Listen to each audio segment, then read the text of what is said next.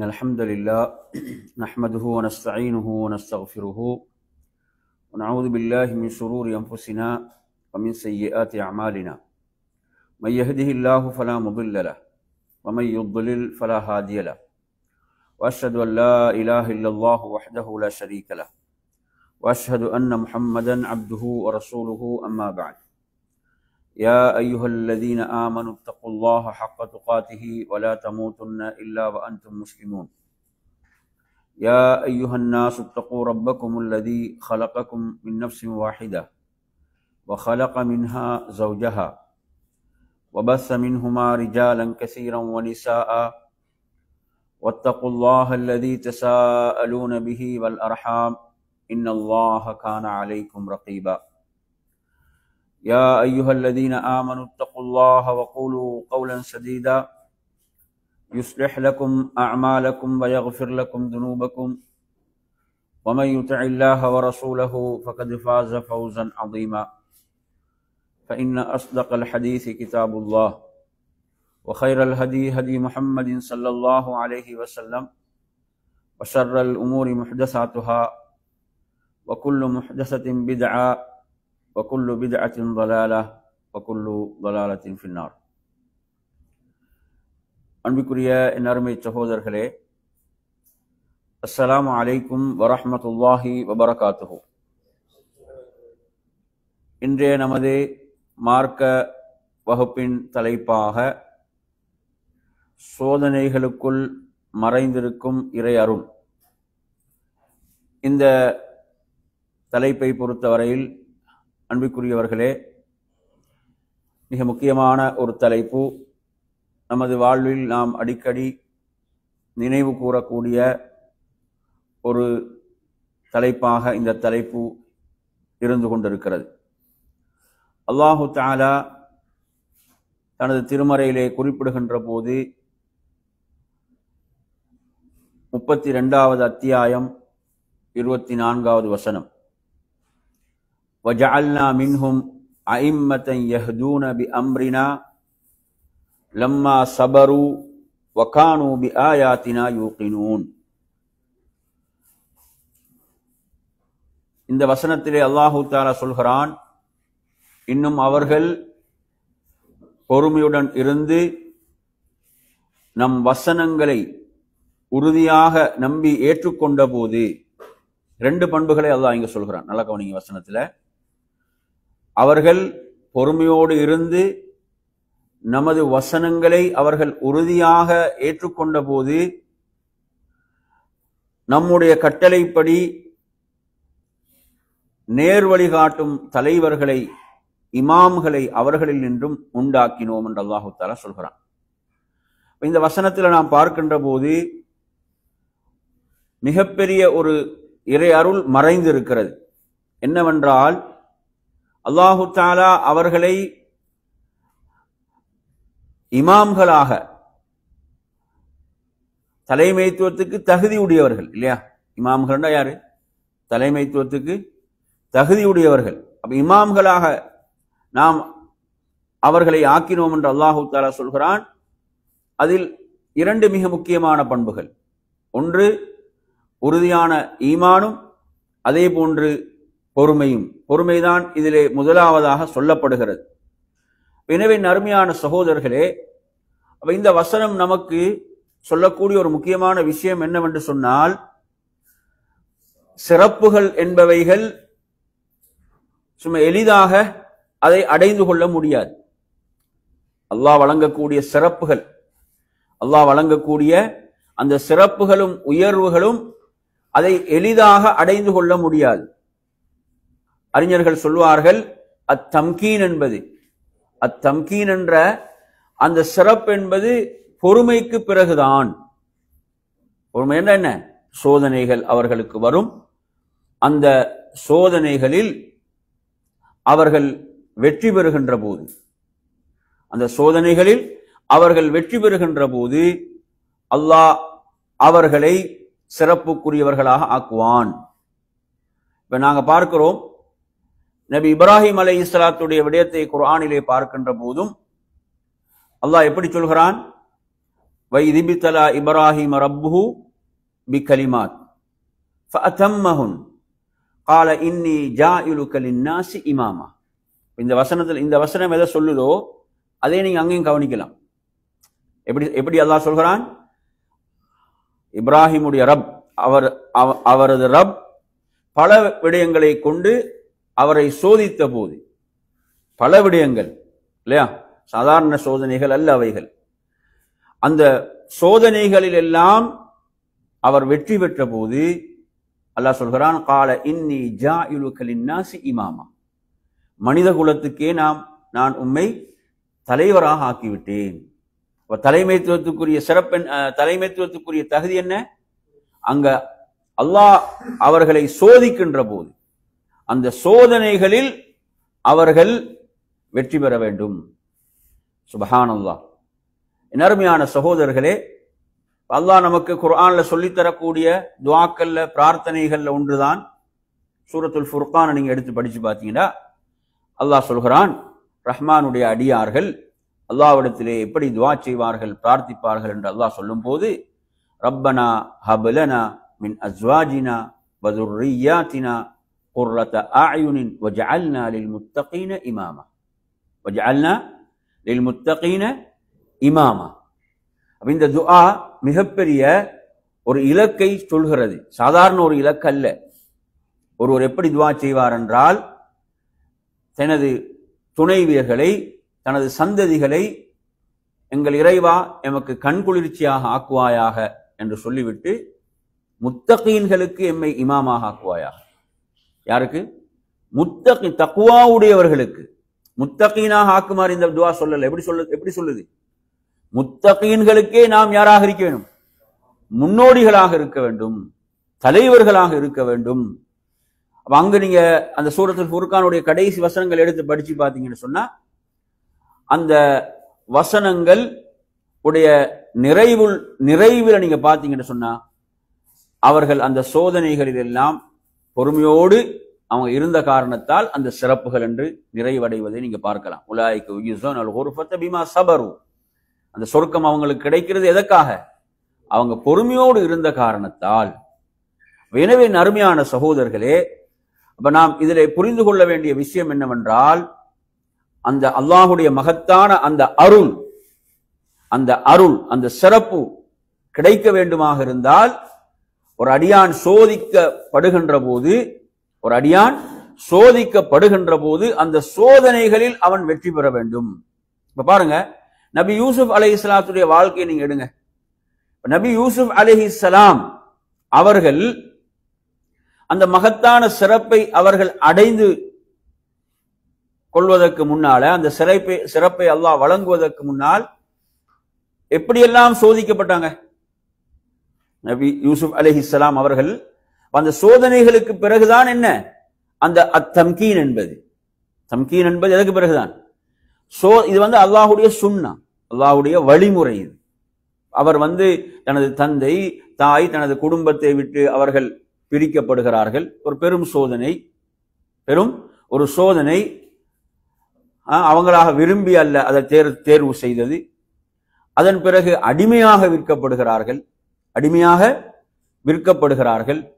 அதன் பிறகு அதைவிட ஒரு பெரிய சோதனையை சந்திக்கிறாங்க. அவர்கள் தவறு செய்வதற்குரிய எல்லா சூழலும் அங்கு இருக்கிறது, தவறுக்குரிய எல்லா சூழலும் அங்கு இருக்கிறது. ஒரு பெண் தவறான வழிக்கு அவரை அழைக்கின்ற போது அல்லாஹ்விடத்திலே பாதுகாப்பு தேடுகிறார். அந்த சோதனையிலிருந்து என்ன செய்கிறார்? வெற்றி பெறுகிறார். அதன் பிறகு அதற்காக என்ன செய்யறாங்க?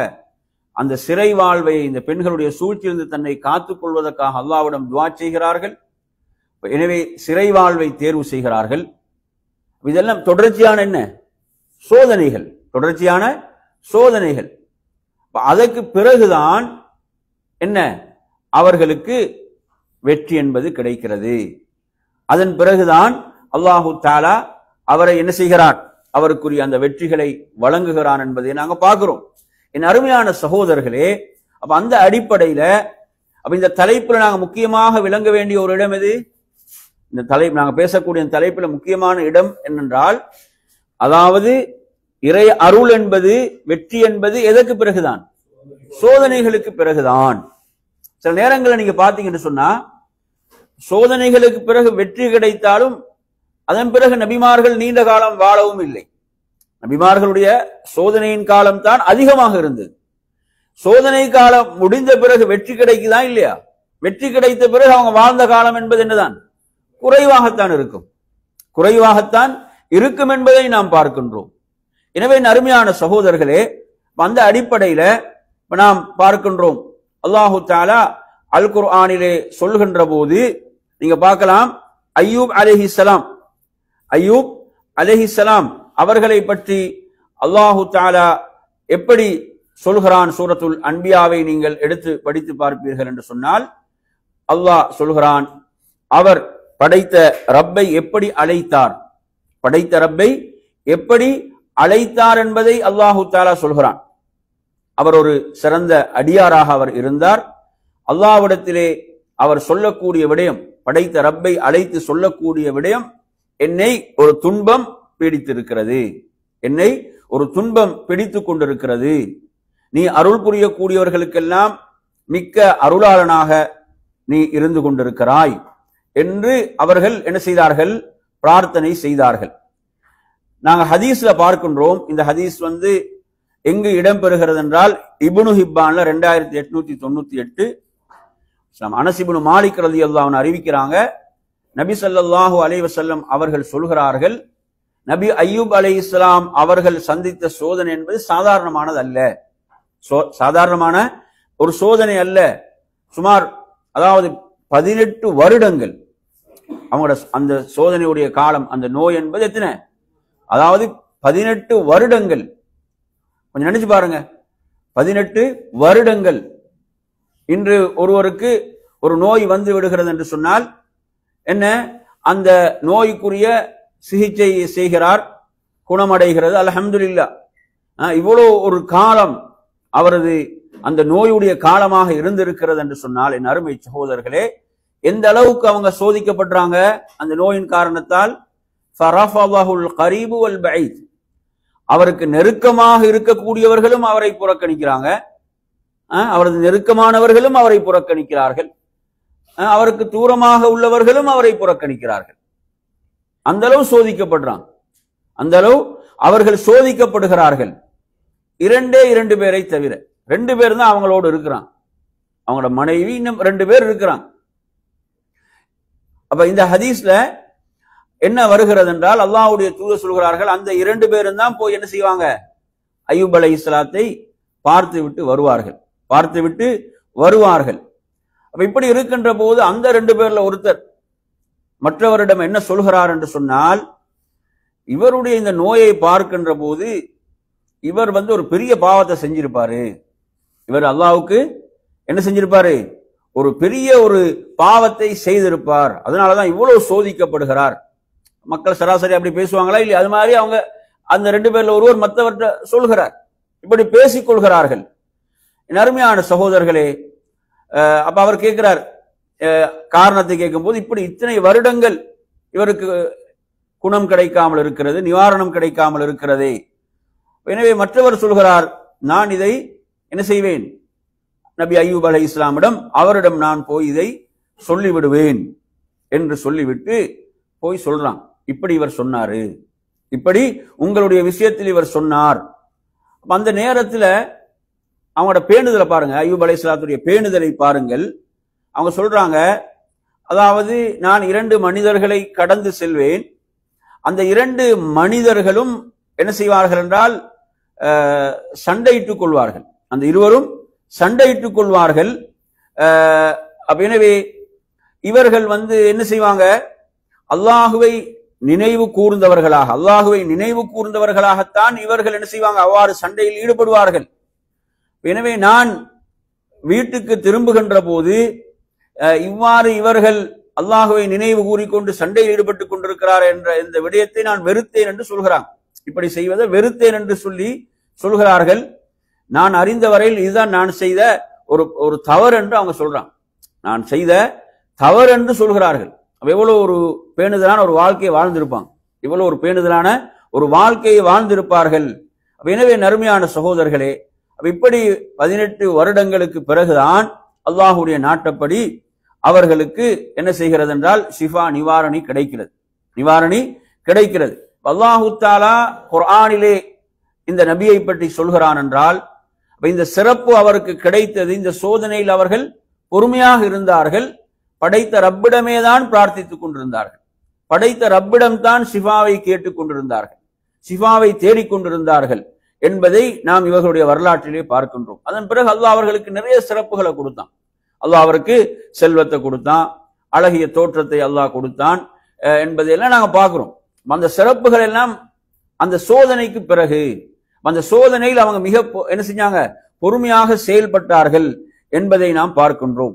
எனவே நறுமையான சகோதரர்களே, இந்த விடயத்தை பொறுத்தவரையில் நாம் புரிந்து கொள்ள வேண்டிய விஷயம், சோதனைகளுக்குள் இருக்கக்கூடிய அந்த மறைமுகமான இறை அருள்கள் இது உண்மையில இது ஒரு மூமினுக்கு மாத்திரம் உள்ள ஒரு சிறப்பு தான். இந்த சிறப்பு என்பது ஒரு மூமினுக்கு உரிய சிறப்பு தான், வேறு யாருக்கும் கிடைக்காது. மூமின்களுக்குத்தான் அல்லாஹ் இந்த சிறப்பை வைத்திருக்கிறான். ஒரு செய்தியை பாருங்க, நசாயில இடம்பெறுகிறது, 2087வது செய்தியாக வருகிறது. நபி ஸல்லல்லாஹு அலைஹி வஸல்லம் அவர்களுடைய சபைக்கு ஒரு நபித்தோழர் வருவார். அவருடைய பெயர் எப்படி வருகிறது என்று சொன்னால், ஹதீஸை அறிவிக்கக்கூடிய ராவியுடைய பெயராகத்தான் வருகிறது. குர்ரத்துல் முஸனி என்பது குர்ரா இப்னு இயாசுல் முஸனி அவர்கள். அப்ப எனவே ஒருவர் வருவார். அவர் என்ன செய்வார் என்றால் தனது மகனையும் அழைத்துக் கொண்டு தான் வருவார். மகனும் அவருக்கு பின்னால வருவாங்க. இப்ப நபியாவோட சபையில வந்து உட்காரும் போது பிள்ளை என்ன செய்வாங்கன்னா முன்னால உட்கார வைத்துக் கொள்வாங்க. தனக்கு முன்னால் பிள்ளையை அமர வைத்துக் கொள்வார்கள், உட்கார வைத்துக் கொள்வார்கள். என் அருமையான சகோதரர்களே, எனவே நபி ஸல்லல்லாஹு அலைஹி வஸல்லம் சபைக்கு வந்து கொண்டிருந்த இந்த மனிதரை சில நாட்கள் காணவில்லை. நபியுடைய சபைக்கு வந்து கொண்டிருந்தவரை காணவில்லை. எனவே அல்லாஹ்வுடைய தூதர் ஸல்லல்லாஹு அலைஹி வஸல்லம் அவர்கள் இவரை பற்றி கேட்கிறாங்க. இப்படி வந்து கொண்டு இருந்தாரே, ஒரு பிள்ளை தனது மகனையும் அழைத்துக் கொண்டு வருவாரே, அவரை காணவில்லையே அப்படின்னு சொல்லி கேட்கிறாங்க. கேட்கும் போது சஹாபாக்கள் சொல்கிறார்கள், அவர் அழைத்து வரக்கூடிய அந்த மகன் மரணித்து விட்டார். அவரது மகன் என்ன செய்து விட்டார்கள், மரணித்து விட்டார்கள். அப்படி என்ற செய்தியை அல்லாஹ்வுடைய தூதரிடம் சொல்கிறார்கள். நபி ஸல்லல்லாஹு அலைஹி வஸல்லம் அவர்கள் அவரை என்ன செய்யறாங்க, சந்திக்கிறாங்க. அவரை சந்தித்து மகனுடைய விஷயத்தை கேட்கிறாங்க. அல்லாஹ்வுடைய தூதர் ஸல்லல்லாஹு அலைஹி வஸல்லம் என்ன செய்யறாங்க, அவருடைய மகனை பற்றி அந்த விஷயத்தை கேட்கின்ற போது அவர் சொல்கிறார், எனது மகன் மரணித்து விட்டார். அப்ப அல்லாஹ்வின் தூதர் ஸல்லல்லாஹு அலைஹி வஸல்லம் அவர்கள் அவர்களுக்கு ஆறுதல் சொல்கிறார். அவங்க அவருக்கு ஆறுதல் சொல்லிவிட்டு சொல்கிறார்கள், என் அருமையான சகோதரர்களே, அந்த செய்தியில் இன்னொரு ரிவாயத்தில் சொன்னா, நபி அவங்க இப்படி வரும்போது ஒரு தடவை எப்படி கேட்டாங்கன்னா, நீங்க உங்களோட மகனை நேசிக்கிறீர்களான்னு ரசூலுல்லாஹ் கேட்டாங்கன்னு ஒரு ரிவாயத்தில் வருகிறது. நீங்க அவரை நேசிக்கிறீங்களான்னு கேட்கும்போது அவர் ஆமென்று சொன்னார்ன்னு வருகிறது. எனவே அருமையான சகோதரர்களே, இப்போது நபி ஸல்லல்லாஹு அலைஹி வஸல்லம் அவர்கள் என்ன அவங்களுக்கு சொல்லக்கூடிய ஒரு நற்செய்தி என்று பார்த்தீங்கன்னு சொன்னா, நீங்க சுவர்க்கத்துக்கு செல்கின்ற போது அந்த சுவர்க்கத்துடைய வாயிலில் இருந்து உங்களை சொர்க்கத்துக்கு அவர் அழைப்பதை நீங்க விரும்பவில்லையா, உங்களை அழைத்து செல்வதை நீங்கள் விரும்பவில்லையா என்று அல்லாஹ்வின் தூதர் ஸல்லல்லாஹு அலைஹி வஸல்லம் அவர்கள் கேட்கிறார்கள். என் அருமையான சகோதரர்களே, இப்படியான சிறப்பு உங்களுக்கு இருக்கிறது, என்ன செய்து இருக்கிறது என்று நபி ஸல்லல்லாஹு அலைஹி வஸல்லம் அவங்க சொல்றாங்க. பாருங்க, எவ்வளவு ஒரு ஆறுதல். இது ஒரு சாதாரண விஷயம் அல்ல, ஒரு பெரும் தியாகம், ஒரு பெரிய தியாகம். அல்லாஹ் வழங்கக்கூடிய அந்த குழந்தையை அல்லாஹ் என்ன செய்கிறான், திரும்ப அல்லாஹ் பெற்றுக்கொள்கிறான். எனவே அருமையான சகோதரர்களே, அந்த சந்தர்ப்பத்தில் ஒரு மூமினுக்கு கிடைக்கக்கூடிய சிறப்பு சுப்ஹானல்லாஹ், அந்த பிள்ளை எனது பெற்றோரையும் என்ன செய்யும், சொர்க்கத்துக்கு அழைத்து செல்லும், பெற்றோரோடு தான் செல்வேன் என்று நிற்கும் என்ற அளவுக்கு நபி ஸல்லல்லாஹு அலைஹி வஸல்லம் அவர்கள் இங்கு சிறப்பை சொல்வதை பார்க்கிறோம். இதெல்லாம் என்ன, சோதனைகளுக்குள் மறைந்திருக்கக்கூடிய இறை அருள்கள். அப்படிதானே, உலகத்தில் நாம் எவ்வளவுதான் சோதனைகள் என்றாலும் இந்த உலக வாழ்வு என்பது முடிந்துவிடக்கூடியது. ஆனால் மறுமை என்பது நிலையானது, நிரந்தரமான வாழ்வு. அந்த வாழ்வினுடைய மகிழ்ச்சிகள் எல்லாம் நிறையானது, நிரந்தரமானது. அன்பிற்குரிய அருமையான சகோதரர்களே, அந்த அடிப்படையில சுப்ஹானல்லாஹ் எப்படியான அந்த சிறப்புகள் சோதனைகள் மூலம் கிடைக்கின்றன என்பதை நாம் இந்த செய்தியினூடாக பார்க்கின்றோம். அடுத்ததாக என் அருமையான சகோதரர்களே, நாம் மற்றும் சில செய்திகளை இதில் பார்ப்போம். உண்மையில் அதாவது நமக்கு ஆறுதல் அளிக்கக்கூடிய முக்கியமான ஒரு பகுதிதான் வரலாறுகள், நபிமார்களுடைய வரலாறுகள், சஹாபாக்களுடைய வரலாறுகள். அவங்க எப்படியெல்லாம் சோதனைகளை சந்தித்தார்கள், அந்த சோதனைகளில் பொறுமையோடு செயல்பட்டார்கள் என்ற வரலாறுகளை நமக்கு நிறையவே குர்ஆனும் சுன்னாவும் சொல்லிக் கொண்டிருக்கின்றன. அவைகளை நாம் நிறைய படித்திருக்கிறோம். அது நம்மை பண்படுத்தி இருக்கிறது. அந்த வரலாறுகள் நம்ம என்ன செய்திருக்கிறது? பண்படுத்தி இருக்கிறது. சோதனைகள் வரும்போது நாம் அவற்றை எதிர்கொள்ளக்கூடிய ஒரு மன வலிமை நமக்கு இருக்கிறது இல்லையா? இந்த வரலாறுகளை நாம் படிப்பதன் மூலம் அந்த ஒரு வலிமையை நாம் என்ன செய்கிறோம்? நாம் பெற்றுக்கொள்கிறோம். என் அருமையான சகோதரர்களே, அந்த அடிப்படையிலே நாம் பார்க்கின்ற போது நாம் புரிந்து கொள்ள வேண்டும். இந்த உலக வாழ்க்கையை பற்றி அல்லாஹ் குர்ஆன்ல சொல்லும் போது எப்படி சொல்கிறான் என்றால், லக்கத் ஹலக்னல் இன்சான ஃபீ கபத் என்று சொல்கிறான். மனிதனை நாம் சிரமத்தில் தான் படைத்தோம் என்று அல்லாஹு தஆலா சொல்கிறான். இதுதான் இந்த உலக வாழ்க்கையுடைய யதார்த்தம்.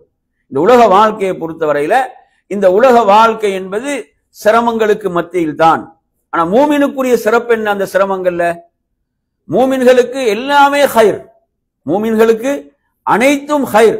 எப்போது அனைத்தும் ஹைர்? அது எப்போது அனைத்தும் ஹைர் என்பது முக்கியமா இல்லையா? மூமின் என்றாலே ஹைராக மாறாது. எப்போது அது ஹைராக மாறும்? அந்த சோதனையில் படைத்த ரப்புக்காக அவன் அதை பொறுமையோடு ஏற்றுக்கொள்கிறான். நாங்க பொறுமை என்பதும் அல்லாஹ்வுக்காக இருக்க வேண்டும். அது முக்கியமா இல்லையா? நான் உங்களுக்காகத்தான் பொறுத்தேன்னு சொல்லி சொன்னா சரி வராது. புரியுதா? உங்களுக்காகத்தான், உங்களோட மூஞ்சிக்காகத்தான் பொறுத்தேன்டா. அப்ப இங்க நாங்க இது அல்லாஹ்வுக்காக இருக்க வேண்டும். அல்லாஹ் குர்ஆன்ல எப்படி சொல்றான்? வலி ரப்பிக ஃபஸ்பிர். நபி அவங்களுக்கு இரண்டாவது வந்த வஹி இருக்குதானே, இரண்டாவது வந்த அருளப்பெற்ற வஹியை நீங்க எடுத்து படிச்சு பாருங்க. யா அய்யுஹல் முத்தஸ்ஸிர் என்று ஆரம்பிக்கும். அதுல வரும் வலி ரப்பிக ஃபஸ்பிர். என்ன செய்யணும்? நீங்க சொல்லுங்க, உங்களோட ரப்புக்காக நீங்க பொறுமையை மேற்கொள்ள வேண்டும். நீங்க பொறுமையை மேற்கொள்வது என்பது யாருக்காக? உங்களோட ரப்புக்காக இருக்க வேண்டும், அல்லாஹ்வுக்காக இருக்க வேண்டும் என்று அல்லாஹ் குர்ஆனிலே சொல்கிறான். எனவே அருமையான சகோதரர்களே, அதே போன்று நாம் பெருமை கொள்ளவும் கூடாது. பாருங்க, அல்லாஹ் சொல்றான் வஸ்பிர் வமா சபுருக இல்லா பில்லாஹ்னு அல்லாஹ் சொல்றான். எப்படி சொல்றான்? வஸ்பிர் வமா சபுருக இல்லா பில்லாஹ். நபியே நீங்க என்ன செய்யுங்க? பொறுமையோடு இருங்க. நீங்க பொறுமையாக இருப்பது என்பது யாரை கொண்டுதான்? அல்லாஹ்வை கொண்டே அன்று இல்லை. அதனாலதான் ரசூலுல்லாஹ் சொல்றாங்க, ஒரு மனிதனுக்கு அல்லாஹ் வழங்கக்கூடிய மிக விசாலமானது எது தெரியுமா? பொறுமை. ஹதீஸ்ல எப்படி வருதுன்னா, ஒரு மனிதனுக்கு அல்லாஹ் வழங்கக்கூடிய விசாலமானது சபர் தான், பொறுமைதான். அன்பிற்குரிய அருமையான சகோதரர்களே, அடுத்ததாக நாம் அல்லாஹுடைய சுன்னாவை, இந்த வசனத்துல அல்லாஹ் பொதுவாகவே மனிதனை சொல்கிறான். அன்கபூத்தை நீங்க எடுத்து படிச்சு பாருங்க. சூரத்துல் அன்கபூத், சூரத்துல் அன்கபூத் அத்தியாயத்தை ஆரம்பிக்கும் போதே அல்லாஹு தஆலா சொல்கிறான், அலிஃப் லாம் மீம் அஹஸிபன் நாசு அன் யுத்ரகு அன் யகூலு ஆமன்னா வஹும் லா யுஃப்தனூன். மனிதர்கள் எண்ணிக்கொண்டார்களா, நாங்க மூமின்களாகி விட்டோம், நாம் நம்பிக்கை கொண்டு விட்டோம் என்று அவங்க என்ன செய்யறாங்க? சொன்னவுடன் அவர்கள் சோதிக்கப்பட மாட்டார்கள், எந்த சோதனையும் வராது அப்படி என்று எண்ணிக்கொண்டார்களா என்று அல்லாஹு தஆலா சொல்லிவிட்டு அல்லாஹ் தனது சுன்னாவை சொல்கிறான். அவர்களுக்கு முன்னிருந்தவர்களையும் நாம் சோதித்தோம், அவர்களுக்கு முன்னிருந்தவர்களை நாம் சோதித்தோம். எதற்காக இந்த சோதனை? எதற்காக? ஈமானில் யார் உண்மையாளர்கள், ஈமானில் யார் உண்மையாளர்களாக இருக்கிறார்கள், ஈமானில் யார் போலியாக இருக்கிறார்கள், போலியாக இருக்கிறார்கள் என்பதை சோதிப்பதற்குத்தான். அப்ப நம்மை சூழ நடக்கக்கூடிய நிகழ்வுகள் எல்லாம், இந்த நிகழ்வுகள் எதற்குத்தான்? நாம் பரிசோதித்து பார்க்கப்படுவதற்குத்தான். அப்படித்தானே? அல்லாஹ்வுடைய தூதருடைய வாழ்க்கையை நீங்க எடுத்து பார்த்தீங்கன்னா, மூமின்கள் முனாஃபிக்கள் எல்லாம் ஒன்றாதான் இருந்தாங்க. மூமின்கள் முனாஃபிக்கள் எல்லோரும் ஒன்றாகத்தான் இருந்தார்கள். ஆனால் அல்லாஹு தஆலா முனாஃபிக்குகளை அடையாளப்படுத்திக் கொண்டே இருந்தான். பாக்குறோமா இல்லையா? முனாஃபிக்குகளை, நயவஞ்சகர்களை அல்லாஹ் அடையாளப்படுத்திக் கொண்டே இருந்தான். பல நிகழ்வுகள். உஹதை நீங்க எடுத்து பாருங்க, அஹ்ஸாப் ஹந்தக் யுத்தத்தை எடுத்து பாருங்க, அதே மாதிரி நீங்க தபூக் யுத்தத்தை எடுத்து பாருங்க.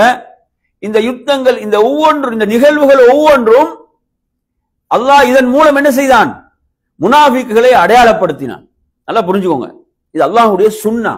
இப்ப நம்மை சூழ நடக்கக்கூடிய நிகழ்வுகளை பொறுத்தவரையில நாம் எப்படி செயல்படுகிறோம் என்று அல்லாஹ் பார்க்கிறான். சும்மா இந்த நிகழ்வுகளுக்கெல்லாம் எந்த காரணமும் கிடையாதுன்னு நாங்கள் எண்ணிவிடக் கூடாது. நன்றாக புரிந்து கொள்ளுங்கள். நம்மை சூழ நடக்கக்கூடிய நிகழ்வுகள் இதற்கெல்லாம் எந்த காரணமும் இல்லை. இல்ல, அல்லாஹ் பொறுத்தவரை அவன் ஹக்கீம்.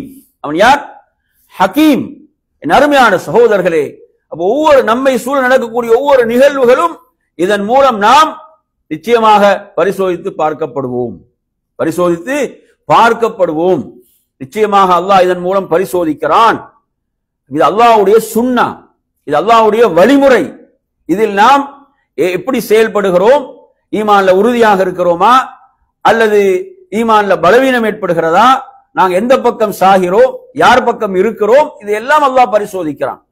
எனவே நறுமையான சகோதரர்களே, இந்த வசனத்தை நீங்க எடுத்து படிச்சு பார்த்தீங்கன்னு சொன்னா இந்த வசனம் இதை சொல்கிறது.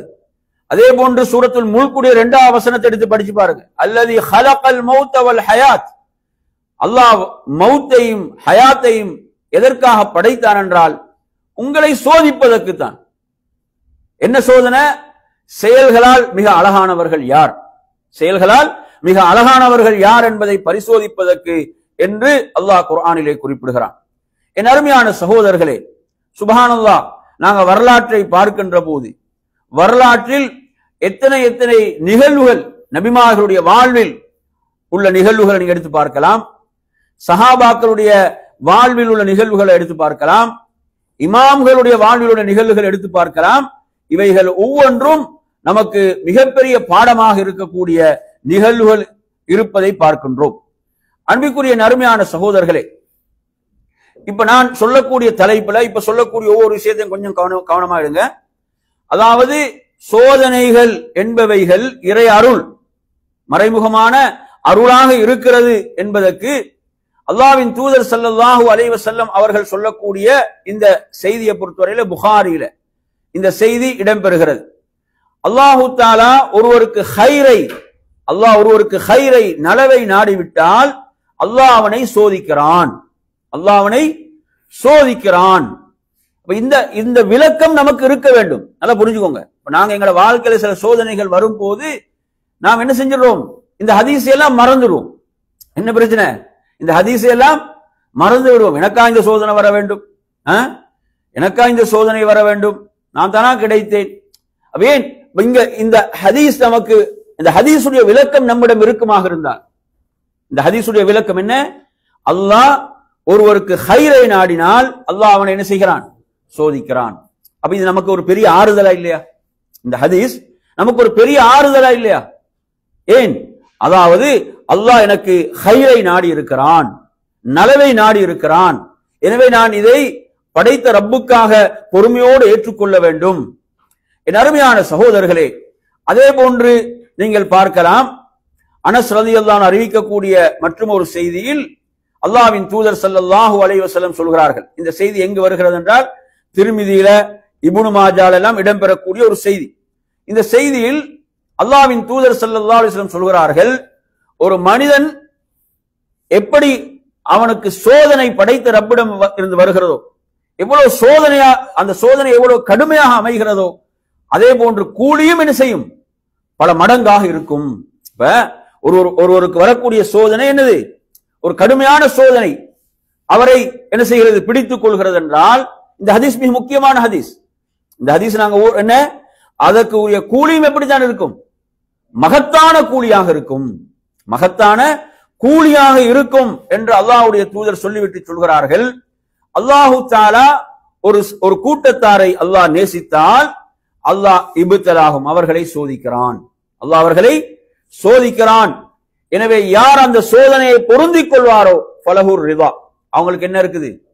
அல்லாஹ்வுடைய பொருத்தம் இருக்கு. அதனால நாங்க சஹாபாக்களை சொல்லும் போது எப்படி சொல்றோம்? ரலியல்லாஹு அன்ஹுன்னு சொல்றோம். ஏன்? அவர்கள் பொருந்திக் கொண்டார்கள், அவர்கள் பொருந்திக் கொண்டார்கள். அருமை சகோதரர்களே, எனவே பொருத்தம் இருக்கிறது. யார் இந்த சோதனைகள் கோபிக்கிறானோ, அந்த அல்லாஹ்வுடைய தீர்ப்பை ஏற்றுக்கொள்ள மறுத்து அதை வெறுக்கக்கூடியவனாக இருக்கிறானோ அவனுக்கு அல்லாஹ்வுடைய வெறுப்பு தான், அல்லாஹ்வுடைய கோபம் தான் என்று நபி ஸல்லல்லாஹு அலைஹி வஸல்லம் சொல்கிறார்கள். எனவே நறுமையான சகோதரர்களே, சுப்ஹானல்லாஹ், மற்றும் ஒரு செய்தியை பாருங்க. நாளை மறுமையுடைய நாள்ல இந்த ஹதீஸ் எங்க வருகிறது அப்படின்னு பாத்தீங்கன்னு சொன்னா, இது திர்மிதியில் வரக்கூடிய செய்தி. நபி ஸல்லல்லாஹு அலைஹி வஸல்லம் சொல்கிறார்கள், நாளை மறுமையில் இந்த உலகத்தில் சோதிக்கப்பட்டவர்களுக்குரிய கூலி வழங்கப்படும் போது, இந்த உலகத்துல பலவிதமான சோதனைகளை சந்தித்திருப்பாங்க இல்லையா, அவர்களுக்கு அந்த கூலி வழங்கப்படுகின்ற போது என் அருமையான சகோதரர்களே, அவங்க எந்த அளவுக்கு விரும்புவாங்கன்னா, அதாவது நாம் உலகத்தில் நமது உடலுடைய இந்த தோள்கள் கத்திரிகளால் வெட்டப்பட்டிருக்க வேண்டுமே என்ற அளவுக்கு ஏன் அவ்வளவு கூலி அவங்களுக்கு அதுல கிடைக்கும். அதற்குரிய கூலி என்றா இன்னமா யுவஃபஸ் சாபிரூன அஜ்ரஹும் பிகைரி ஹிசாப், பொறுமையாக இருந்தவர்களுக்கு கூலி கணக்கின்றி வழங்கப்படும் என்று அல்லாஹ் குர்ஆன்ல சொல்கிறான். எனவே நறுமையான சகோதரர்களே, இந்த செய்தியாக இருக்கலாம். இது போன்ற ஹதீஸ்களை நாங்க பார்க்கின்ற போது இந்த ஹதீஸ்கள் எல்லாம் நமக்கு சொல்லக்கூடிய முக்கியமான ஒரு விஷயம் என்ன? நிச்சயமாக இது மிகப்பெரிய அருள், இதில் இறை அருள் இருக்கிறது. நாம் அதை படைத்த ரப்புக்காக பொறுமையோடு ஏற்றுக்கொள்கின்ற போது அல்லாஹுடைய ரிதா, பொருத்தம் கிடைக்கிறது. எதன் மூலம் கிடைக்குது?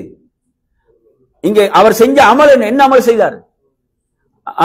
அல்லாஹ்வுக்காக அவர் அதை பொறுமையாக ஏற்றுக்கொண்டது மட்டுமல்ல, அதை பொருந்தி கொண்டார். அப்படித்தானே? அதுல உயர்ந்த ஒரு படித்தரமா இல்லையா? அது பொறுமையோடு இருப்பது மட்டுமல்ல, அது என்ன செய்வது? அதை பொருந்தி கொள்வது. நாங்க என்ன ஒரு சோதனை வந்தாலும் நாம் என்ன செய்ய வேண்டும்? அந்த படைத்த ரப்புடைய தீர்ப்பை பொருந்தி கொள்ளுதல் என்ற பகுதி. அதே போன்ற நறுமையான சகோதரர்களே, இதில் நாங்க அடுத்ததாக உள்ள மறைமுகமான அருள் தான், அதன் மூலம் அவரது பாவங்கள் மன்னிக்கப்படும். இப்ப நீங்க எடுத்து பாத்தீங்கன்னு சொன்னா, சோதனையை நம்மில் உள்ளவர்கள் ஈமான்ல பல படித்தரங்கள்ல நாங்க இருப்போம் இல்லையா? பல படித்தரங்களில் இருப்போம். இப்ப ஈமான்ல உயர்ந்த படித்தரத்தில் உள்ளவங்க யாரு? நபிமார்கள் இல்லையா? நபிமார்கள் நாங்க படித்த ஹதீஸ் என்ன? நபிமார்கள் தான் கடுமையாக சோதிக்கப்பட்டவர்கள். அவங்களுடைய ஈமானுக்கு ஏற்ப அவர் சோதிக்கப்படுவார்கள். இந்த சோதனை ஏன் என்றால் அல்லாஹ்விடத்தில் அவர்களுக்கு மிகப்பெரிய அந்தஸ்து, அது அடுத்ததாக வருகிறது. இரண்டாவது நீங்க இதுல கவனிக்க வேண்டிய முக்கியமான விஷயம் தான், அதாவது ஒருவருக்கு சோதனைகள் எதற்காக என்றால் அவரது பாவங்கள் மன்னிக்கப்படுவதற்காக. இந்த ஹதீஸ் எங்கு வருகிறது என்று சொன்னால், இது புகாரில வரக்கூடிய ஹதீஸ்.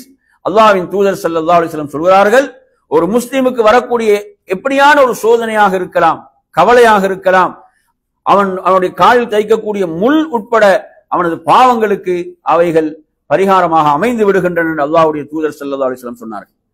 அதே போன்று மற்றொரு செய்தியில் வருகிறது, அல்லாஹ்வின் தூதர் ஸல்லல்லாஹு அலைஹி வஸல்லம் அவர்கள் சொல்கிறார்கள், எந்த அளவுக்கு என்று சொன்னால், ஒரு அடியான் என்ன செய்யப்படுவான்?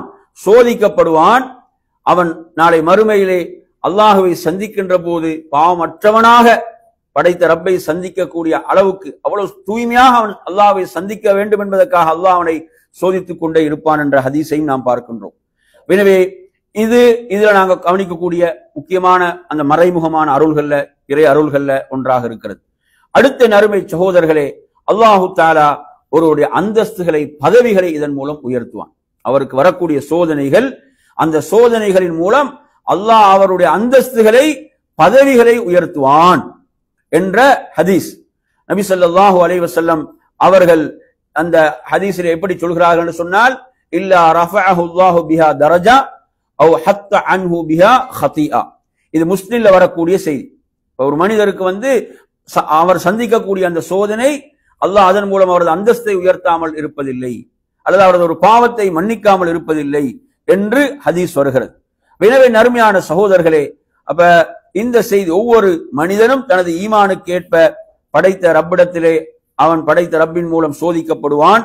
அந்த சோதனைகளில் அவன் பொறுமையோடு இருக்கும் போது அல்லாஹ் அவனது அந்தஸ்துகளை, பதவிகளை உயர்த்துகிறான்.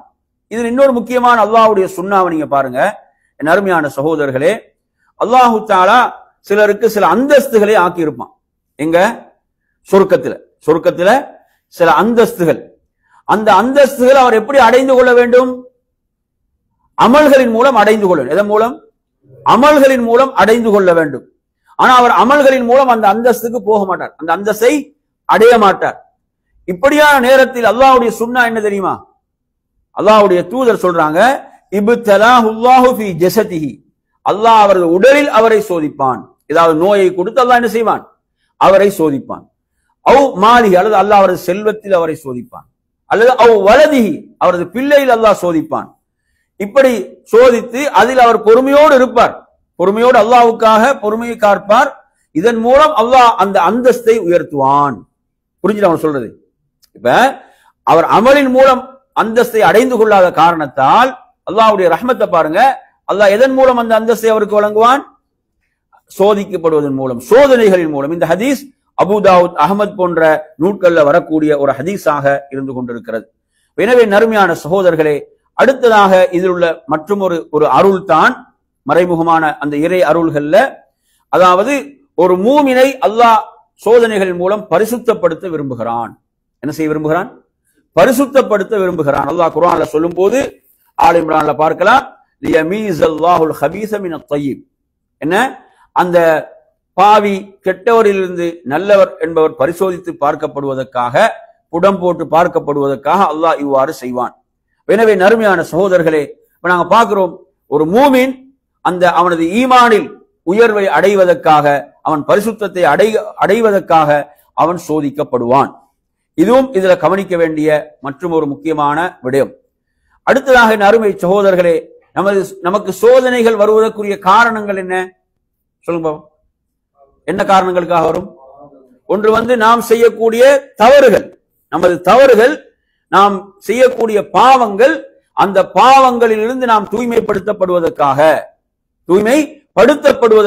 சோதிக்கப்படுவோம். சோதனைகள் வரும். எனவே நமக்கு ஒரு சோதனை வரும்போது முதல்ல நாங்கள் எதை எண்ணி பார்க்க வேண்டும்? சொல்லுங்க. நாம் செய்த தவறுகளை எண்ணி பார்க்க வேண்டும். நான் செய்த தவறு என்ன, நான் விட்ட பிழை என்ன என்று நாம் முதலில் நம்மை பரிசோதித்து பார்க்க வேண்டும், பரிசோதித்து பார்த்து கொள்ள வேண்டும். இது முக்கியமான ஒரு விடயம். என் அருமையான சகோதரர்களே, அல்லாஹ்வுடைய தூதர் ஸல்லல்லாஹு அலைஹி வஸல்லம் சொன்னார்கள், இந்த ஹதீஸ் எங்கு பதிவாகி இருக்கிறது என்று சொன்னால் திருமீதியில வரக்கூடிய ஒரு செய்தி. அதாவது அல்லாஹு தஆலா ஒரு அடியானுக்கு நலவை நாடிவிட்டால், நலவை அல்லாஹ் நாடிவிட்டால் உலகத்தில் அல்லாஹ் என்ன செய்வான்? அவனது அந்த தண்டனையை அல்லாஹ் விரைவாக்குவான். அல்லாஹ் என்ன செய்வான்? தண்டனையை விரைவாக்குவான். அதே நேரத்தில் அல்லாஹ் ஒரு அடியானுக்கு ஷர்ரை நாடிவிட்டால் அல்லாஹ் என்ன செய்கிறான் என்றால், அங்கு உலகத்தில் அவனை தண்டிக்காமல் அல்லாஹ் பிற்படுத்துவான். எது வரைக்கும்? கியாமத் நாள் வரைக்கும், மறுமை வரைக்கும். இந்த ஹதீஸ் இன்னொரு முக்கியமான விஷயத்தை நீங்க புரிஞ்சுக்கொள்ளணும். என்ன விஷயம் என்றால், இந்த ஹதீஸ் என்ன சொல்லுது? ஆரம்பத்தில் என்ன சொல்லுது? நலவை நாடிவிட்டால் உலகத்தில் அல்லாஹ் அவரை என்ன செய்யறான்? அவசரமாக பிடிக்கிறான், தண்டிக்கிறான் என்பதுதானே. இந்த ஹதீஸை நாம் அடிப்படையாக வைத்து நாம் அல்லாஹ்விடத்தில் இப்படி பிரார்த்திக்க கூடாது. எப்படி பிரார்த்திக்க கூடாது? அதாவது, யா அல்லாஹ், நீ மறுமையில் எதை கொண்டாவது என்னை பிடிப்பதாக இருந்தால் அதை எனக்கு உலகத்திலே தந்து விடு என்று என்ன செய்யக்கூடாது? பிரார்த்திக்க கூடாது. புரியுதா சொல்றது? இப்ப இது ஹதீஸ் சொல்லுது. எனவே இது அல்லாஹ்வுடைய அதிகாரத்தில் உள்ளது. நாம் எப்படி துஆ செய்யக்கூடாது? இந்த ஹதீஸின் அடிப்படையில் நாம் பிரார்த்திக்க கூடாது. ஏனென்றால் என் அருமையான சகோதரர்களே, நபி ஸல்லல்லாஹு அலைஹி வஸல்லம் அவர்கள் ஒரு தோழரை நோய் விசாரிக்க செல்கிறார்கள், அவரை நலம் விசாரிக்க செல்கிறார்கள். ஹதீஸ்ல நாங்க பார்க்கிறோம், அவர் என்ன செய்கிறார்? மிகவும் பலவீனமுற்று கிடக்கிறார். ஒரு குருவி குஞ்சை போன்ற அளவு, அந்த அளவுக்கு அவர் பலவீனமுற்று கிடக்கிறார், நலிவுற்று கிடக்கிறார். நபி ஸல்லல்லாஹு அலைஹி வஸல்லம் அவர்கள் அவரிடம் கேட்கிறாங்க, நீங்க எதையாவது பிரார்த்தித்தீர்களா? அல்லாஹ்விடத்தில் நீங்க ஏதாவது துஆ செய்தீர்களா என்று கேட்கிறாங்க. பாருங்க, துஆ அன்று எவ்வளவு செல்வாக்கு செலுத்திருக்குன்னு பாருங்க. இன்னைக்கு யாராவது இப்படி போயிட்டு கேட்கிறாங்களா? என் அருமையான சகோதரர்களே, அப்ப அந்த தோழர் சொல்கிறார், நான் அல்லாஹ்விடத்தில் இப்படி ஒரு துஆவை செய்தேன், மறுமையில் நீ என்னை பிடிப்பதாக இருந்தால் அதை எனக்கு என்ன செய்து விடு, உலகத்திலே தந்து விடு. அப்ப அல்லாஹ்வுடைய தூதர் சொல்றாங்க, சுப்ஹானல்லாஹ், நீங்கள் இதை தாங்கிக் கொள்ள மாட்டீர்கள், இதை நீங்க தாங்கிக் கொள்ள மாட்டீர்கள், அப்படி நீங்க துஆ செய்ய கூடாதுன்றாங்க ரசூலுல்லாஹ். அவ்வாறு பிரார்த்திக்க கூடாது. நீங்க எப்படி துஆ செய்திருக்க வேண்டும் என்று சொல்றாங்க? ரப்பனா ஆத்தினா ஃபித் துன்யா ஹஸனத்தன் வ ஃபில் ஆখিরাতি ஹஸனத்தன் வ கினா அஸாபன்னார் என்றுதான் நீங்கள் பிரார்த்தித்திருக்க வேண்டும். நீங்கள் இரண்டு உலகத்திலும் நன்மையைத்தான் அல்லாஹ்விடம் கேட்டிருக்க வேண்டும். என்று அல்லாஹ்வுடைய தூதர் கற்றுக் கொடுத்தாங்கன்றதை பார்க்கிறோம். எனவே நறுமையான இது ஒரு முக்கியமான விஷயம். என்ன செய்யக்கூடாது? மறுமையில தரது எனக்கு உலகத்திலே தந்துவிட என்ன செய்யக்கூடாது? பிரார்த்திக்க கூடாது. அதை ரசூலுல்லாஹ் தடுத்தாங்க என்பதையும் நாம் இங்கே புரிந்து கொள்ள வேண்டும். எனவே இது ஒரு முக்கியமான விஷயம். அடுத்ததாக நறுமையான சகோதரர்களே, அல்லாஹ்வுடைய தூதர் சொல்றாங்க, இந்த ஹதீஸ் எங்கு வருகிறது என்று சொன்னால் அஹ்மத், நசாயி போன்ற நூட்களில் வரக்கூடிய ஒரு செய்தி, இன்னர் ரஜுல லயஹ்ரமு ரிஸ்க பிதன்பி யுஸீபஹு. என்ன, ஒரு மனிதனுடைய ரிஸ்கில் வரக்கூடிய அந்த குறைபாடுகள் இருக்குதானே, அதுக்குரிய காரணங்கள் ஒன்றாக ரசூலுல்லாஹ் சொல்றாங்க அவன் செய்யக்கூடிய பாவம். பாருங்க, ஒருடைய ரிஸ்கில் என்ன செய்யப்படுது? பரக்கத் இல்லாமல் போகுது, ரிஸ்குடைய வழிகள் தடைபடுகிறது என்றால் அதுக்குரிய ஒரு காரணம் என்ன? பாவங்கள். அல்லாஹ்வுடைய தூதர் சொல்றாங்க. சுப்ஹானல்லாஹ். எனவே நறுமையான சகோதரர்களே, அதே போன்று அடுத்து சொல்றாங்க, அல்லாஹ்வுடைய அந்த கதிரையை மாற்றக்கூடியதாக பிரார்த்தனை இருந்து கொண்டிருக்கிறது. அடுத்து சொல்றாங்க, ஒருவருடைய வாழ்நாளில் நன்மையை தவிர அவர் எதையும் அதிகப்படுத்தக்கூடாது என்று இந்த ஹதீஸ்ல ரசூலுல்லாஹ் சொல்றாங்க. இது ஒரு முக்கியமான விஷயம். அதாவது பாவங்கள் நமக்கு சோதனைகள், பலா சோதனைகள் இறங்குவதற்கு எது காரணமா இருக்குது? பாவங்கள். அலி ரலியல்லாஹு அன்ஹு சொல்றாங்க, மா நஸல பலாவுன் இல்லா பிதன்பி. ஒரு சோதனை இறங்குதுன்னா அது பாவத்தை கொண்டே அன்றி இல்லை, பாவத்தால தான், அதுக்கு பாவத்துக்கு தான் காரணம், அதுக்கு அதனால தான் இறங்குகிறது. வலா ருஃபியா இல்லா பி தௌபா. அது உயர என்ன செய்யணும்? அந்த சோதனை மறுபடியும் உயர்ந்து செல்ல வேண்டும் என்றால் தௌபா செய்ய வேண்டும், தௌபா செய்ய வேண்டும் என்று அலி ரலியல்லாஹு அன்ஹு அவர்கள் செய்றாங்க. சொல்லக்கூடிய இந்த செய்தி இமாம் இப்னுல் கய்யிம் ரஹிமஹுல்லாஹ் அவர்கள் தனது ஃபவாயித் என்ற நூலில் குறிப்பிடுகிறார்கள். எனவே நறுமையான சகோதரர்களே, இந்த அடிப்படையில அதாவது நாம் சோதனைகள் வருகின்ற போது மார்க்கத்தில் இன்னும் நாங்க என்ன செய்யணும்? உறுதியாக வேண்டும். நாங்க தூரமாக கூடாது. இன்றைக்கு கவலை என்ன தெரியுமா? சோதனைகள் வரும்போது நிறைய பேர் என்ன செய்யறாங்க? இபாதத்தை விட்டு, அமலை விட்டு எல்லாம் தூரமாகிறாங்க. அமல்கள் இபாதத்துகளை விட்டு தூரமாகின்றாங்க. நிச்சயமாக அதற்கல்ல, நாங்கள் அல்லாஹ்வின் பால் நெருங்குவதற்குத்தான் அல்லாஹ் எம்மை சோதிக்கிறான். குர்ஆனில் அல்லாஹ் தஆலா ஒரு வசனத்திலே சொல்கிறான், சூரத்துல் ஹஜ் 11வது வசனம், வமினன் நாஸி மை யஅபுதுல்லாஹ அலா ஹர்ஃபின். மனிதர்கள் சிலர் இருக்கிறாங்க, அல்லாஹ்வை ஒரு ஓரத்திலிருந்து வணங்கக்கூடியவர்கள். அல்லாஹ்வை ஒரு ஓரத்திலிருந்து வணங்கக்கூடியவர்கள். அவங்களுக்கு ஒரு நல்லது நடந்தா திருப்தியோடு ஏற்றுக்கொள்வார்கள், அவங்களுக்கு ஒரு ஹைர் நடந்தா திருப்தியோடு ஏற்றுக்கொள்கிறார்கள். அவங்களுக்கு ஏதாவது ஒரு சோதனை வருகின்ற போது, சோதனை என்று வரும்போது அவங்க அப்படி என்ன செஞ்சிடறாங்க? தலைகீழாக அவங்க பிறண்டு விடுகிறார்கள். இவங்களுடைய துன்யாவும் நஷ்டம், மறுமை நஷ்டம் என்று அல்லாஹ் தஆலா சொல்கிறான். பாத்தீங்களா, இவங்க தெளிவான நஷ்டத்தில் இருக்கிறாங்கன்னு அல்லாஹ் முடிக்கிறான். எனவே நறுமையான சகோதரர்களே, சோதனைகள் என்பவைகள் என்ன எதற்கு? நாங்கள் அல்லாஹ்வின் பால் நெருங்குவதற்கு, அல்லாஹ்வின் பால் திரும்புவதற்கு. நாங்கள் நிறைய வரலாறுகள் அதை பார்க்கிறோம். நபிமார்களுடைய நெருக்கடிகளின் போதெல்லாம் அவங்க யாரை அழைத்தாங்க என்பதை பார்க்கிறோம். நறுமையான சகோதரர்களே, அதாவது நபிமார்கள் சோதனைகளின் போதெல்லாம் வெளிப்படுத்திய வார்த்தை தான் தௌஹீத். நல்லா விளங்கிக்கோங்க. எதை வெளிப்படுத்தினாங்க? தௌஹீதை தான் வெளிப்படுத்தினாங்க. நிறைய ஹதீஸ்களை நாங்கள் பார்க்கிறோம், நிறைய ஹதீஸ்களை பார்க்கிறோம். நாங்கள் பார்க்கிறோம், நபி யூனுஸ் அலைஹிஸ்ஸலாத்துடைய வரலாற்றை நாங்கள் எடுத்து பார்க்கின்ற போது அவர்கள் ஒரு மிகப்பெரிய நெருக்கடியை சந்திக்கிறாங்க. பெரிய ஒரு நெருக்கடிக்குள்ள அவர்கள் சிக்கிக் கொள்கிறார்கள். அதில் நீங்க பார்த்தீங்கன்னு சொன்னா, அவங்க அல்லாஹ்விடத்துல தனது அந்த நெருக்கடியை முறையிடவில்லை. இவ்வளவு பெரிய ஒரு நெருக்கடியில் நான் சிக்கிக்கொண்டேன் என்ற அப்படி அவங்க முறையிடவே இல்லை. அவங்க சொன்னதெல்லாம் லா இலாஹ இல்லா அன்த், லா இலாஹ இல்லா அன்த்னு தான் ஆரம்பிச்சாங்க. வணக்கத்துக்குரியவன் உன்னை தவிர வேறு யாரும் இல்லை. எனவே கலிமத்து தௌஹீத் என்பது நெருக்கடியை விட்டு நம்மை காக்கக்கூடியது. நமக்கு நெருக்கடிகள், சோதனைகள் வரும்போது அல்லாஹ்வின் மீது நாங்கள் உறுதியாக நம்பிக்கை வைத்து நாம் அவன் பால் திரும்ப வேண்டும். அப்ப ஏகத்துவ இந்த வார்த்தைகள் நெருக்கடியிலிருந்து காக்கும் என்பதற்கு நிறைய ஆதாரங்கள் இருக்கின்றன.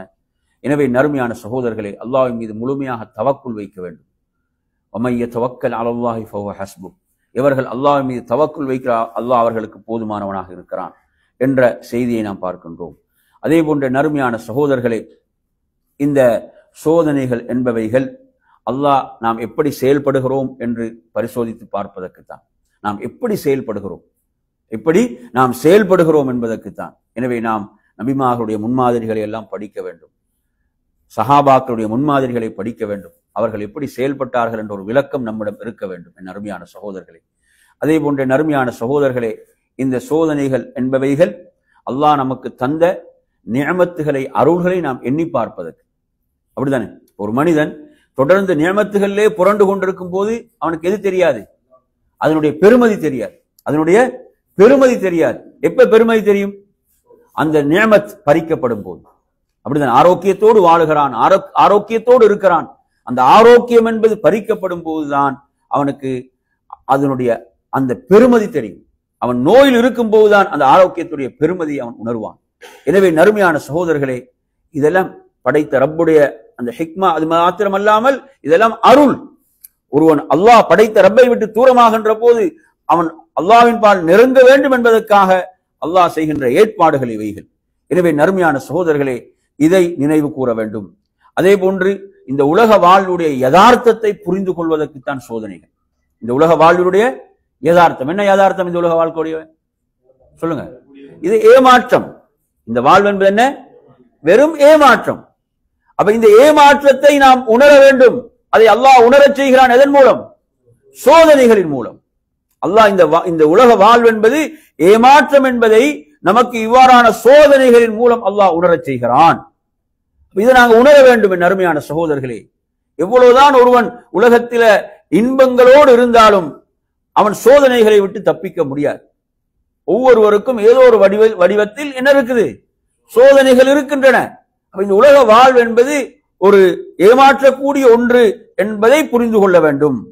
அதே போன்ற நறுமையான சகோதரர்களே, நாம் இந்த உலக வாழ்க்கையுடைய ஏமாற்றத்தை உணர்ந்து சொர்க்கத்தின் பக்கம் ஆசை கொண்டவர்களாக மாற வேண்டும். எதன்பால்? சொர்க்கம். ஏன்? அது நிரந்தரமானது, அது நிலையானது. என் அருமையான சகோதரர்களே, அங்கு சோதனைகள் என்பதே கிடையாது. அது இன்பம். அதுதான் அந்த உண்மையான சொர்க்கத்தின் பக்கம் நாம் நம்மை ஆசையுடையவர்களாக மாற்றுவதற்குத்தான் இந்த சோதனைகள் என்பதை புரிந்து கொள்ள வேண்டும்.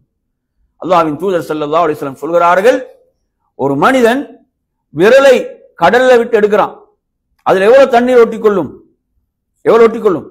அதாவது அல்லாஹ்வுடைய தூதர் சொல்றாங்க, அந்த மறுமையுடைய அந்த சொர்க்கத்துடைய இன்பங்களோடு ஒப்பிட்டா இதுதான் உலகம், ஒன்றுமே கிடையாது.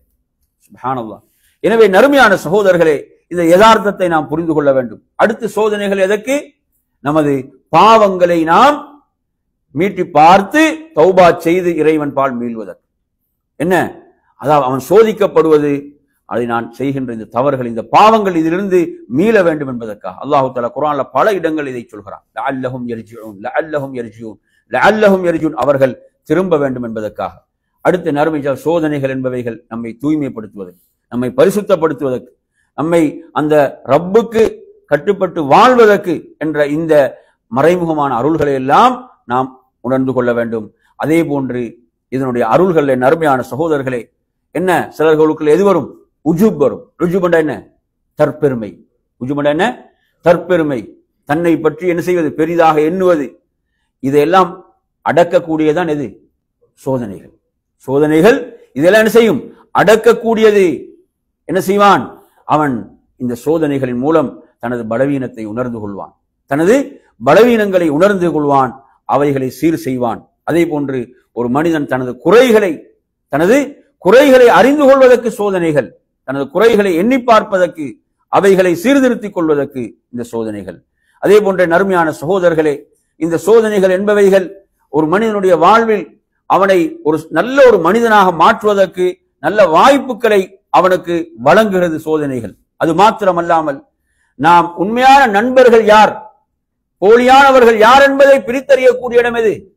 சோதனைகள். சோதனையில் தான் நமக்கு தெரியும் இவன் உண்மையில உதவி செய்யக்கூடியவனா இல்லையா, உண்மையில சோதனையில் உதவி செய்கிறானா இல்லையா. இதெல்லாம் இறை அருளா இல்லையா? ஒருவனை அடையாளம் காணக்கூடிய இடம். இவன் உண்மையில் எனக்கு நண்பனாக இருக்கிறானா அல்லது போலியாக இருக்கிறானா என்பதை நாம் கண்டுகொள்ளக்கூடிய இடமாகவும் அது இருப்பதை நாம் பார்க்கின்றோம். அப்ப எனவே நறுமையான சகோதரர்களே, இந்த சோதனைகளை நாம் நம்மை விட்டு அவைகள் உயர்த்தப்படுவதற்கு நாம் என்னெல்லாம் செய்ய வேண்டும் என்றால், என் அருமை சகோதரர்களை, தக்வா என்ன? இறையச்சம். வமை யத்தகில்லாஹ யஜ்அல் லஹு மஹ்ரஜா. அல்லாஹ் சொல்கிறான், யார் அல்லாஹ்வை பயப்படுவார்களோ அல்லாஹ் அவர்களுக்கு மஹ்ரஜை ஏற்படுத்துவான். என்ன? வெளியாகக்கூடிய இடங்களை அல்லாஹ் என்ன செய்வான்? ஏற்படுத்துவான். எனவே இமாம் இப்னு ஜௌஸி ரஹிமஹுல்லாஹ் சொல்கிறார்கள், மன் அராத தவாமல் ஆஃபியா, யார் ஆஃபியத்தை தொடர்ந்து இருக்க வேண்டும் என்று விரும்புகிறாரோ ஃபல்யத்தகில்லாஹ் அஸ்ஸ வஜல், அவர் அல்லாஹ்வை அஞ்சிக் கொள்ளட்டும், பயந்து கொள்ளட்டும் என்று சொல்கிறார்கள். சைதுல் ஹாத்திர் என்ற அவரது நூல்ல இமாம் இப்னுல் ஜௌஸி ரஹிமஹுல்லாஹ் சொல்கிறார்கள். இரண்டாவது நறுமை சகோதரர்களே, அத்தௌபத்து வல் இஸ்திக்ஃபார்.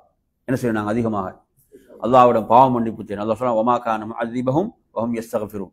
அவங்க இஸ்திக்ஃபார் செய்யும் காலமெல்லாம் அல்லாஹ் அவர்களை வேதனை செய்ய மாட்டான் என்று அல்லாஹ் குர்ஆன்ல சொல்கிறான். எனவே நாம் அல்லாஹ்விடத்தில் பாவ மன்னிப்பு தேடுதல், அதே போன்று அதிகம் நாம் அல்லாஹ்வை திக்ர் செய்தல், நினைவு கூறுதல், அதே போன்று நாம் அல்லாஹ்விடத்திலே அதிகமாக துஆ செய்தல். என்ன செய்யணும்? நெருக்கடிகளிலிருந்து நம்மை விடுவிப்பதற்காக நாம் படைத்த ரப்பிடம் அதிகம் அதிகம் துஆ செய்ய வேண்டும். அதில் ஏதாவது துஆ தெரிஞ்ச துஆ சொல்லுங்க பாப்போம். ஏதாவது சோதனைகள் நெருக்கடிகள் இருந்து நாம் நம்மை காத்துக் கொள்வதற்கு ஓத வேண்டிய துஆக்கள் என்ன துஆ உங்களுக்கு தெரியும்? என்ன துஆ ஓதுறீங்கன்னு சொல்லுங்க பாப்போம். அதே முக்கியம். இப்ப தெரிஞ்சதை விட எங்களோட வாழ்க்கையில நாங்க சோதனைகள் கஷ்டங்கள் வந்தா எந்த துஆவை நான் ஓதுறது, எதை நான் ஓதி வருகிறேன்? மாஷா அல்லாஹ், ஹஸ்பி அல்லாஹு வ நிஅமல் வக்கீல். நீங்க ஓதி வாரீங்களா? ஓதி வாரவங்க சொல்லுங்க பாப்போம். நான் இந்த துஆ ஓதி வாரேன். ஓதி வாரீங்க. வேற யாரும் சொல்லுங்க. நான் இந்த துஆவை சோதனைகள் நெருக்கடிகளின் போது நான் இந்த துஆவை ஓதி வருகிறேன். சொல்லுங்க. மாஷா அல்லாஹ். யா ஹய்யு யா கய்யூம் பிரஹ்மதிக அஸ்தகீஸ். லா ஹவுல வலா குவத்த இல்லா பில்லாஹ். லா ஹவுல வலா குவத்த இல்லா பில்லாஹ் சில இமாம்கள் சொல்றாங்க. என்ன செய்யலாம்? இமாம் இப்னுல் கய்யிம் போன்ற அறிஞர்கள் சொல்றாங்க லா ஹவுல வலா குவத்த இல்லா பில்லாஹ் ஓதலாம். சரி, நீங்க யாராவது எனக்கு முக்கியம், இப்ப நீங்க ஓதுறது எனக்கு முக்கியம்.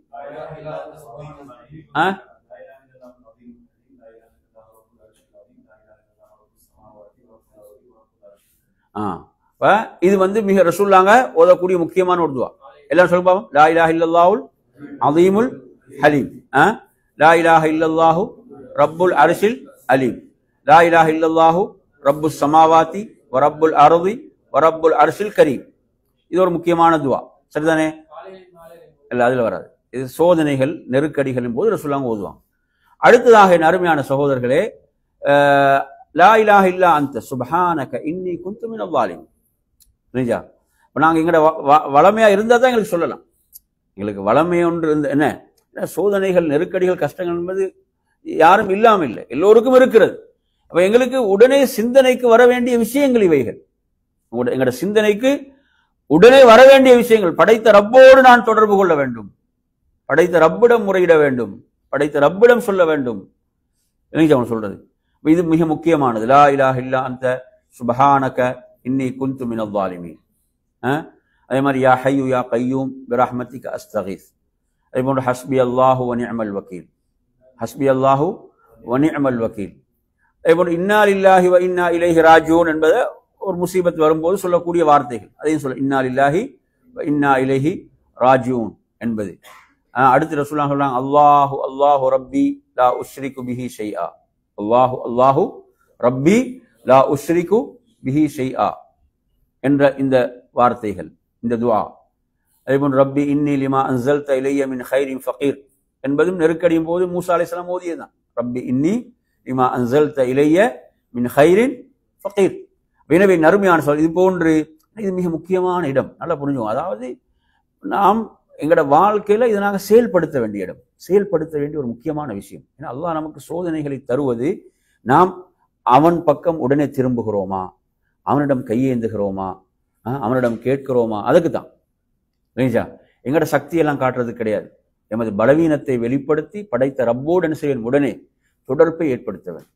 எனவே நறுமையான சகோதரர்களே, அந்த அடிப்படையில் அல்லாஹ்வுடைய தூதர் கற்றுத்தந்த நிறைய இப்படியான பெரிய நீண்ட துவாக்களை சொல்ற, சிறிய சிறிய துவாக்கள் தான் இவெல்லாம் என்ன செய்யலாம் எங்களுக்கு மரணம். அதே போன்று அல்லாஹ்வுடைய தூதர் சொல்றாங்க சலவாத்து சொல்றது. எது சலவாத்து சொல்வது என்பதும் என்ன செய்யும்? கவலையை போக்கக்கூடியதான். நபி மீது சலவாத்து சொல்வது என்பதும் கவலையை போக்கக்கூடிய என்ற ஹதீஸையும் நாம் என்ன செய்கிறோம், பார்க்கின்றோம். இது போன்ற செய்திகள். எனவே நறுமையான சகோதரர்களே, நமது வாழ்வில் சோதனைகள் துன்பங்கள் என்பது மறைமுகமான இறை அருளாக இருக்கிறது. அதை நாம் இறை அருள் ஆக எப்போது வரும் என்றால் நாம் அதை படைத்த ரப்புக்காக பொறுமையோடு ஏற்றுக்கொள்கின்ற போது. எனவே அந்த அடிப்படையில் அந்த சிறந்த அடியார்களில் அல்லாஹ் உடைய தீர்ப்பை எப்போதும் உளப்பூர்வமாக பொருந்தி கொள்ளக்கூடியவர்களா. அதானே ரதீது பில்லாஹி ரப்பன் வபில் இஸ்லாமி தீனன் வபி முஹம்மதின் ஸல்லல்லாஹு அலைஹி வஸல்லம் நபியாண்டா. இது சொர்க்கம் கிடைக்கிற வார்த்தை. இது இந்த வார்த்தை ரசூலுல்லாஹ் ஹதீஸ் எப்படி சொல்றாங்க? சொர்க்கம் கிடைக்கக்கூடிய வார்த்தைகள் இவைகள். அப்ப நீங்க ரதீது பில்லாஹி ரப்பன் என்று எங்கெல்லாம் உங்களோட வாழ்க்கையில எல்லா நேரங்களிலும் பொருந்திக் கொள்ள வேண்டும். அல்லாஹ் தான் எனது ரப் என்பதை பொருந்திக் கொள்ள வேண்டும். இஸ்லாம் தான் எனது மார்க்கம். என்ன நெருக்கடி, என்ன இக்கட்டான சூழல் எது வந்தாலும் இந்த பொருத்தம் உள்ளத்தில் நிறைவாக இருக்க வேண்டும். எனவே அருமையான சகோதரர்களே, அந்த அடிப்படையில தான் உங்களுக்கு தெரியும், பைத்துல் ஹம்த் என்ற வீடு நாளை மறுமையில சொர்க்கத்தில இந்த மாளிகை ஒருவருக்கு யாருக்கு வழங்கப்படுகிறது? புகழுக்குரிய அந்த மாளிகை யாருக்கு? சோதனை அவனுக்கு வந்த நெருக்கடி, அந்த சோதனையின் போது அவன் என்ன செய்கிறான்? மிக விருப்பத்துக்குரிய ஒருவருடைய உயிர் பறிக்கப்படுகின்ற போது அவன் அல்லாஹுவை புகழுகிறான். பொறுமை மட்டுமல்ல, அதையெல்லாம் தாண்டி என்ன, அதை முழு மனதோடு முழு திருப்தியோடு அதை ஏற்றுக்கொள்கிறான். அல்ஹம்துலில்லாஹ் என்று சொல்கிறான். இதெல்லாம் சாதாரண இடங்கள் அல்ல, ஈமான்ல மிக உயர்ந்த இடங்கள், மிக உன்னதமான இடங்கள். இதற்கு அல்லாஹ் வைத்திருக்கக்கூடிய கூலியும் மகத்தானது. எனவே அருமையான சகோதரர்களே, அப்படிப்பட்ட நல்லடியார்களாக அல்லாஹ் நம்மை ஆக்கி அருள்வானாக என்று கூறி நிறைவு செய்கிறேன். வாஹிரு தஅவானா அல்ஹம்துலில்லாஹி ரப்பில் ஆலமீன். அஸ்ஸலாமு அலைக்கும் வரஹ்மத்துல்லாஹி வபரகாத்துஹு.